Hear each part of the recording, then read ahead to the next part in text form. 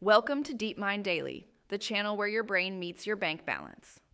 We talk about the psychology of money, mental health, and the raw, unfiltered truth behind modern survival. If you're tired of sugar-coated advice and want real stories with real lessons, you're in the right place. Now let's get into it. So imagine this. You open your wallet on Monday morning. You've got $50. That's it. Not $50 plus Uber Eats credits. Not $50 and a credit card in your back pocket. Just $50. Now stretch it for 7 days. Food, transport, life. Could you survive? Welcome to the $50 a week challenge. No fluff, no hacks. Just raw survival in a world that runs on convenience and overpriced coffee. Before you think this is some quirky YouTube experiment, it's not. For millions of people, this isn't a challenge. It's their weekly reality. So I decided to live it. And let me tell you, it didn't just stretch my money, it shook my psychology. Let's start with the basics. $50 is $7.14 per day. That's a sandwich and a bus ride, if the sandwich is sad and the bus is merciful. Day one, I walked past 3 ads trying to sell me things I couldn't afford. A $6 latte, a $1,000 phone, and the illusion that you're one purchase away from happiness. On $50 a week, you learn fast. Marketing is war. Your brain is the battlefield.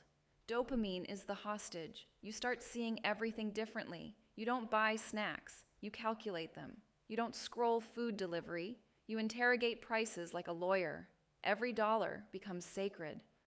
I spent 20 minutes debating whether I should buy a cucumber. A cucumber. That's how deep the psychology goes when you're financially squeezed. Here's what happens when you're living on $50. You don't just cut costs. You cut comfort, you cut spontaneity, you cut joy. You start saying no to invites, no to plans, no to things that used to feel normal. Because now, normal has a price tag, and then it hits you. Being broke isn't just about lacking money. It's about carrying the constant weight of decision fatigue. You're not just hungry, you're ashamed. You're not just budgeting, you're negotiating your dignity. You don't feel poor, you feel invisible.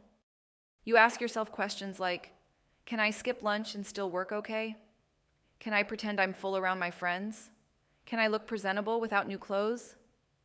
By day 3, I hit a wall. I was tired, irritable, and honestly, low-key mad at everyone who seemed financially stable. I walked past someone sipping a $5 smoothie and thought, you don't know luxury until you've craved a banana and walked away from it. But something strange happened around day 4. Clarity. When you remove the noise of options, you start hearing your real thoughts. You stop numbing with consumption. You start confronting the emotional reasons you spend in the first place. Suddenly, you're not just broke, you're awake. Because this challenge, it's not just financial, it's emotional detox. We don't just spend money to get things. We spend it to escape our boredom, our sadness, our sense of inadequacy. When you can't spend, you're forced to sit with yourself. And let me tell you, that's where the real discomfort begins. You realize how often you use money to silence discomfort. Retail therapy? That's a real thing. But what are we actually medicating? Stress, shame, the void? Living on $50 a week strips away your financial numbing agents. It's a cold, honest mirror. Here's the raw truth. Most of us don't have a money problem. We have a meaning problem, and we try to fix it with stuff. We buy to feel in control. We spend to feel successful. We accumulate to feel safe, but it never ends. Because if you're emotionally bankrupt, no amount of money will save you. This challenge taught me that unconscious spending is the most expensive thing we do. Not because it breaks the bank, but because it blinds us to what we actually need. Here's how I made it work. I ate oatmeal, rice, eggs, and lentils. I walked everywhere, rain or shine. I skipped coffee, snacks, and all non-essentials, including that cucumber. But I also journaled. I tracked every impulse to buy something and asked myself, what am I really trying to fix right now? Because sometimes what you want to buy is just a distraction from what you don't want to feel. By day 7, I didn't just feel lighter financially. I felt clearer mentally. I didn't crave more. I craved purpose. That's the unexpected power of this challenge. it makes you reevaluate everything. Not just your budget, but your beliefs. Your belief that you need to spend to belong. That wealth equals worth. That owning things makes you more complete. And when you see through those beliefs, even a $50 week feels rich in insight. Now, if you're watching this thinking, I could never do that, just remember, someone out there doesn't get to choose. They have to live like this every single week. This isn't a flex. This is a wake-up call.